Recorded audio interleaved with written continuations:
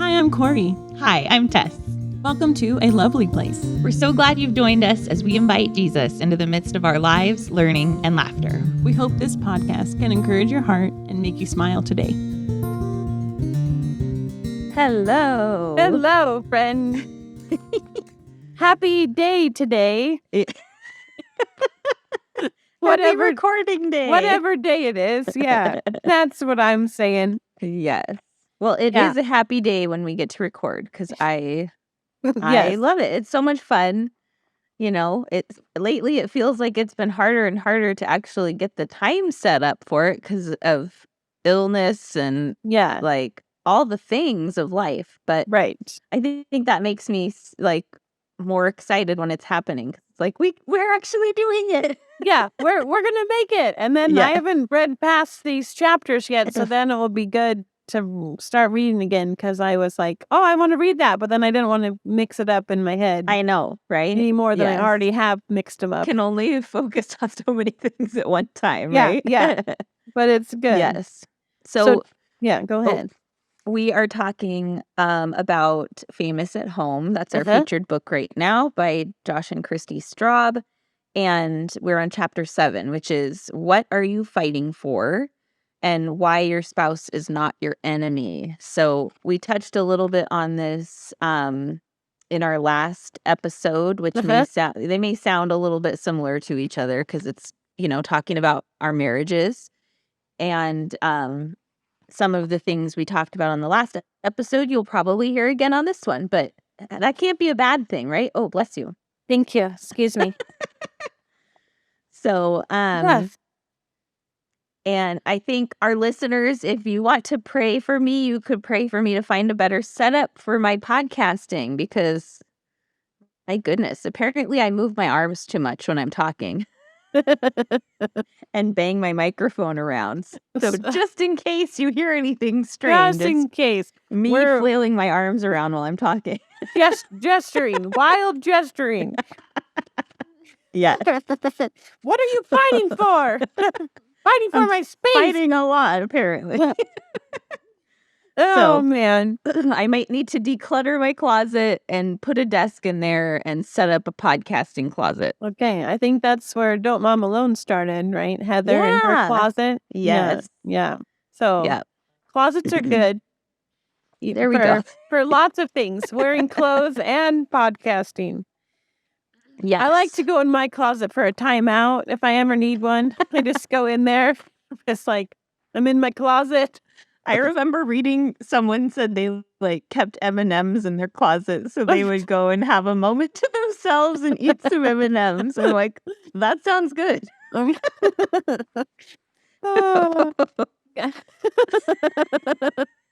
So there we go. Oh my goodness. Yeah, that's also good. Oh man.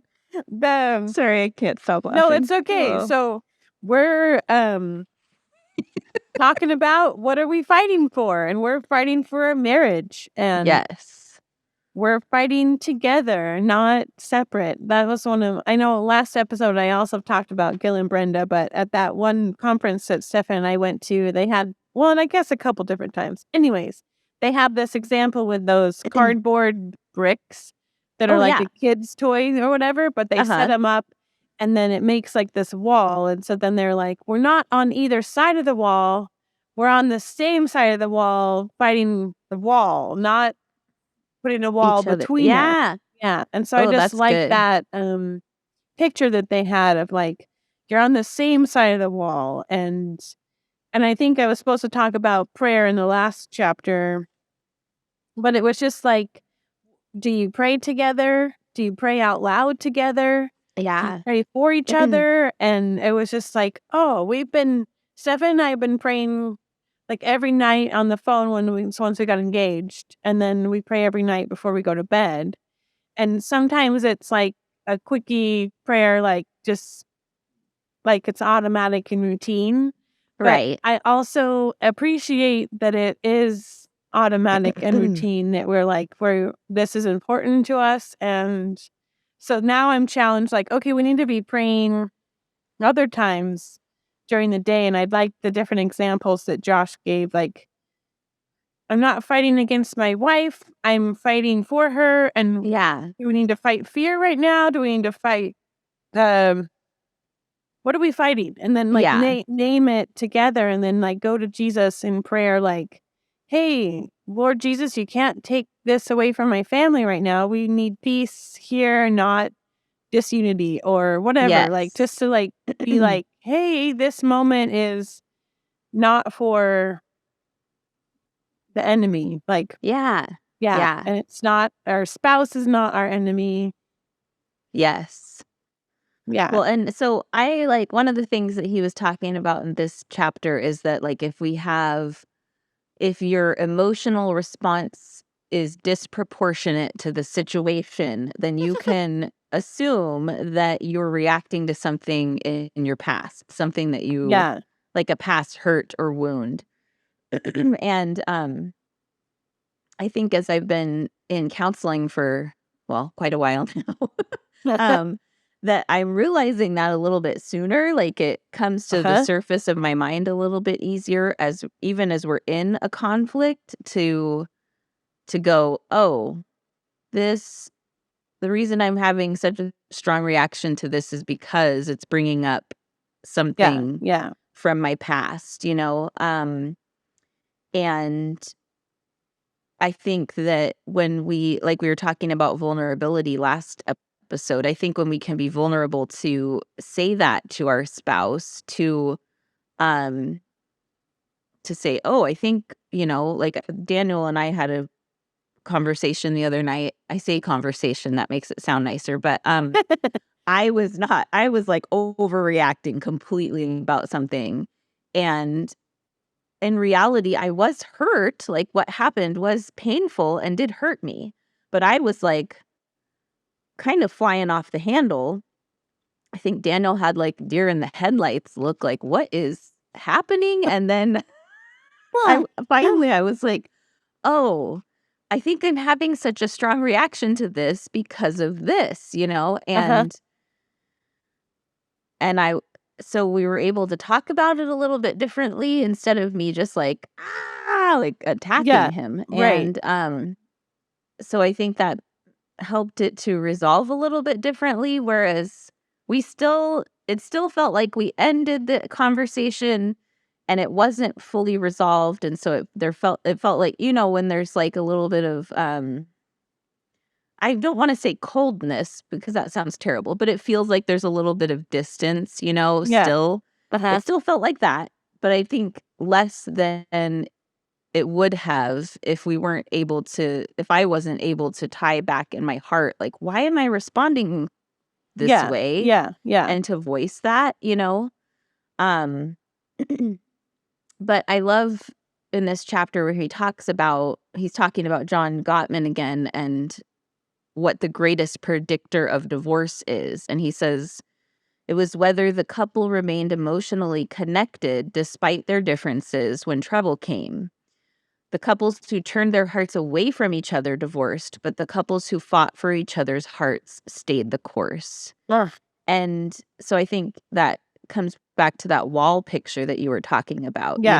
Can we visualize and remember that we're on the same side of the wall, or are we always assuming that they're on the other side of the wall, we're attacking them and not letting them in, Yeah.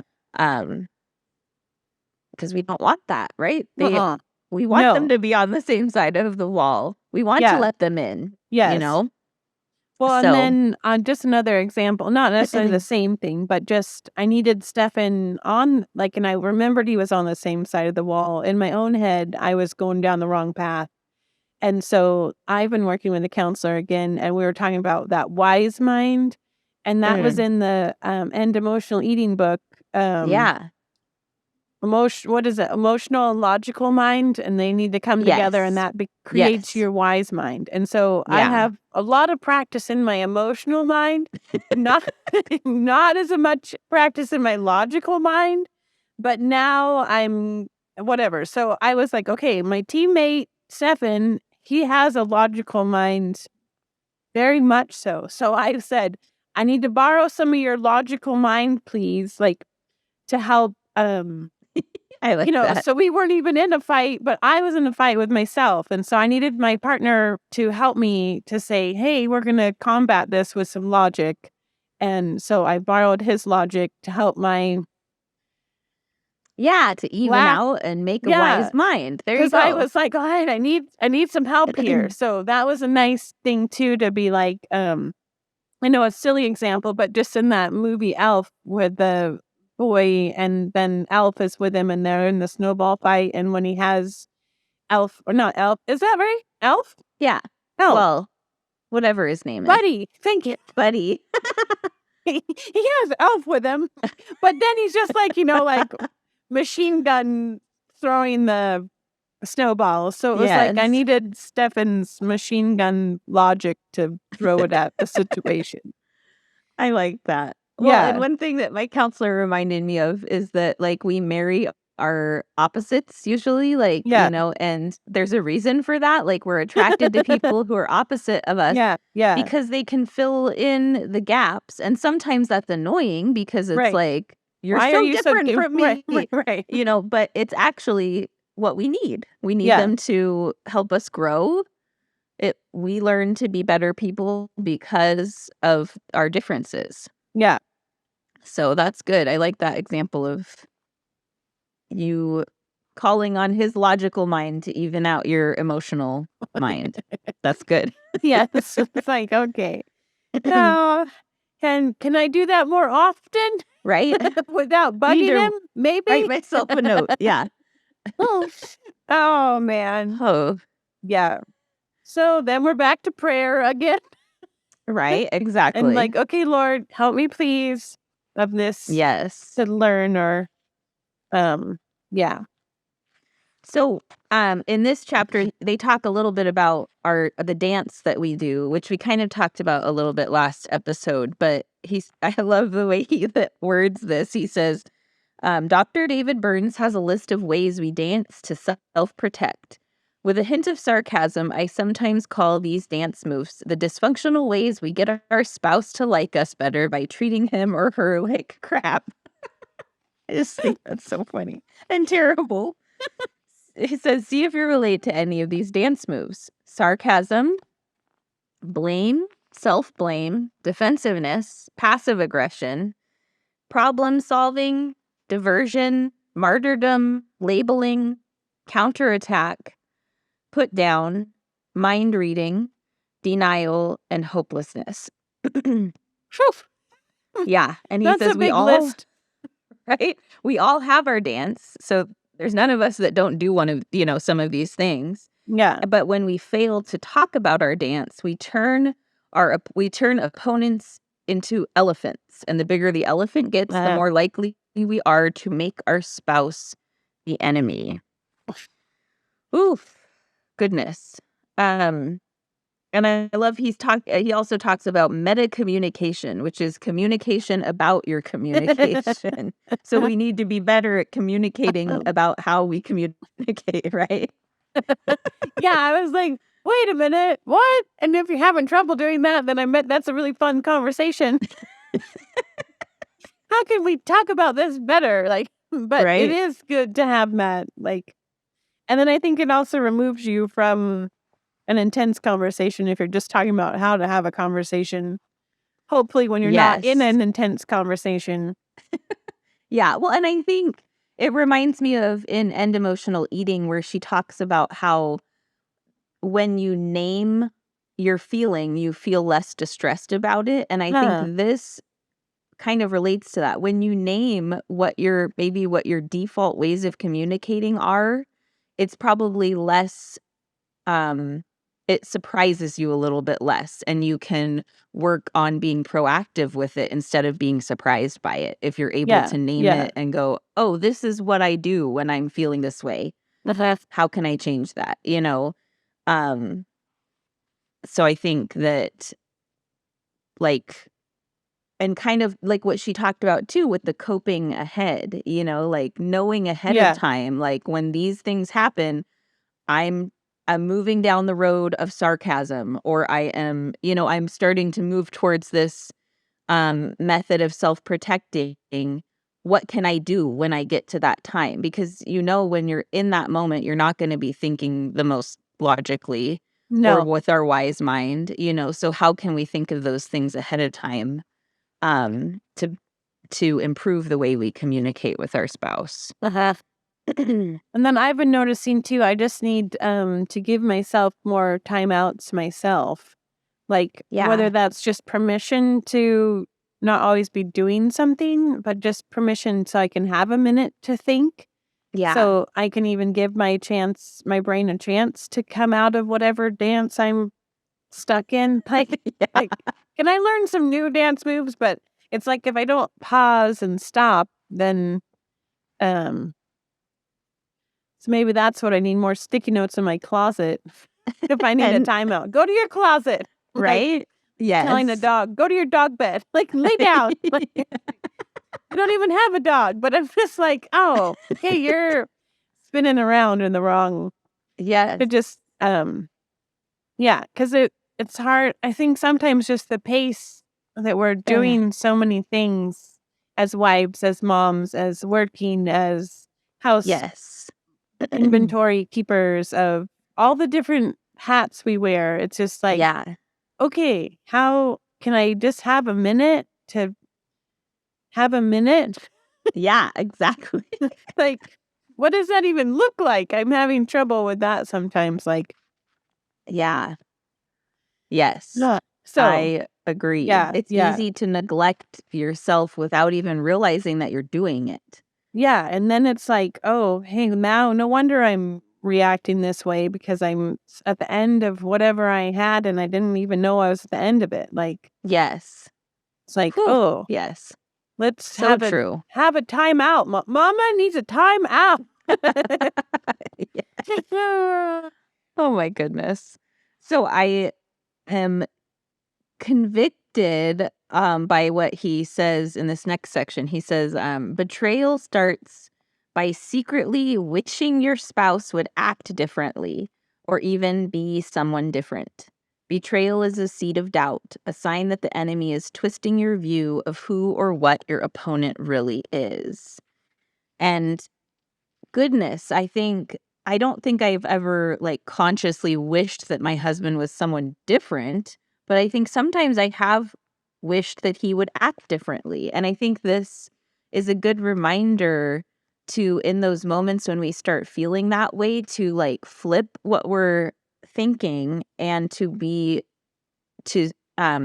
he talks about declaring your love, find what you love about your spouse. And I think that is true, to be thankful that they do act differently, to be thankful that God made him the way he did, because, and maybe to remind myself of the times, because there are so many, when him acting differently and being different from me was a benefit to our family and to my heart and, in our life, to be thankful for those times, and that God did create him differently, because it's good. We're not supposed to be the same, so, and people can't ever live up to this crazy ideal something that I have in my mind, and I can't even live up to that. So get out of here. Whoever you are, get out of here. Yeah. Yeah. Moving on, please. Yeah. Yes. So, oh goodness. But I love that he ends the chapter with so he ends the chapter with these few verses in Ephesians about, don't use anger, harsh words, but be kind to each other, tenderhearted, forgiving one another. And it says, let everything you say be good and helpful, so that your words will be an encouragement to those who hear them. So he says you can begin to act on that by voicing your pro-relationship thoughts aloud. Find what you love about your spouse, big and small, and declare it. And, so being intentional to look for those things. Because as people, we are programmed from a survival of the fittest standpoint. to find what's wrong and to fix it, right? That's how our brains work. So it takes intention to change that and find the good things and celebrate the good things and call out those good things. We won't get there just by, like not trying. It takes intention, I think. Right. Lots of intention. I mean, not that it takes a lot of attention to find the good things, but just no. Oh man, to remember to look for them. Yes, like okay, we're back to that timeout thing of like, hey, what if we just reframe this situation a little bit, like, and then like, I'm just thinking different parenting styles and how can I find like, oh, you're doing that, but it makes this happen, and need to appreciate and love and to trust. Like that was a big thing. I don't remember whatever. Again, that collective, I'm learning about this, like, I think, I don't know, it doesn't matter, but it was something about how important it is for wives to trust their husbands. And I think that goes along with that respect, but just like, I trust you in our family and in our relationship and in our marriage. Like I can, or I don't know. So, yeah.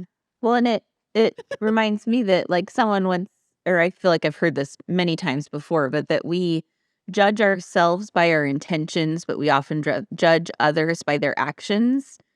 And to remember, like, my husband has good intentions. My kids have good intentions, like just the same as I do. And sometimes I'm derailed a little bit and I may not act the way that I want to, but I have good intentions, and to give them the benefit of the doubt that they're, that's one thing we've been talking a lot about lately as a family is like, let's try to remember that that other person is doing the best that they can right now. And, and we're still expecting that we're all going to grow and, eventually do better, but we're doing the best we can right now. And let's give each other grace, Yes.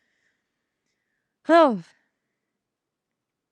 Yeah, because we need each other too. Because it would be so not helpful to be alone all the time. Like to be like, what's happening here? So I want to treasure that, and that goes along with that. Like, hey, you're doing what you know how to do. I like that picture. It's very good. Like we're bringing our best to this situation. Like, how can we keep offering that and learn that dance as husbands and wives and as families? Because then, that was another thing with the counselor. I was like, oh, and now I'm a parent. And so then it's like, how am I influencing my son? And that just got a little heavy in my head. Like, what? But then it's like the Holy Spirit was reminding me, I'm with him. I was with you. I was with your mom. Through all the generations, there's a thread that loops together. So it's like, all right, maybe we don't have the best dance moves, but we're dancing. Like, let's get on the dance floor. Yeah. And I think like I'm reminded that, just the same as there have been some things in my past that have been hard to move past, but Jesus walks with me through that. He will with my children. Like there's things I'm doing that will, damage them in some way and hurt them. Yeah. And he will be with them and faithful to save them the same way he has with me. And I can't hold all of that like responsibility of shaping them. Even though I am shaping them, he is ultimately the, like the master potter or whatever that gets to shape them. Yeah. And they get to decide how soft-hearted they're going to be to that. I can't change that, So, but I love our verse for today because I think it is so relevant. It says, it's Ecclesiastes 4:9 through 11. It says, 2 people are better than one. They can help each other in everything they do. Suppose either of them falls down, then the one can help the other one up. But suppose a person falls down and doesn't have anyone to help them up, then feel sorry for that person. Or suppose two people lie down together, then they'll keep warm. But how can one person keep warm alone? One person could be overpowered, but two people can stand up for themselves, and a rope made out of 3 cords isn't easily broken. I actually read through verse 12 because I think the rope of 3 cords part just reminds me that we need God too. Yeah. Like just the two of us isn't enough. We need that 3rd cord. But how important it is to have someone by our side that keeps us warm and helps us when we fall down. Yeah. Yeah. It is good. Yeah. So I'm excited to continue learning from this book and just being intentional in the way that I interact with my family. And I'm excited that you and I get to read it together because I think that just helps it to like settle in better, you know? Yeah, definitely. And just that, I just love this concept of famous at home. Like, I thought the title was kind of funny when I first heard it. I'm like, what does that even mean? Like, and so it's nice to unpack it and be like, hey, we can get our focus where it needs to be. Like, yeah, I like that. So yes, focusing, having a good week, dancing our dance, yeah, having a little time out to learn the dance moves, eating some M&Ms in our closet. Oh dear. But not emotionally, right? Not emotionally. Not emotionally eating. Just because that's where you eat your M&Ms, apparently. Oh my goodness. The time and a place for all the dance moves. Yes. Bye, friend. Bye, friend.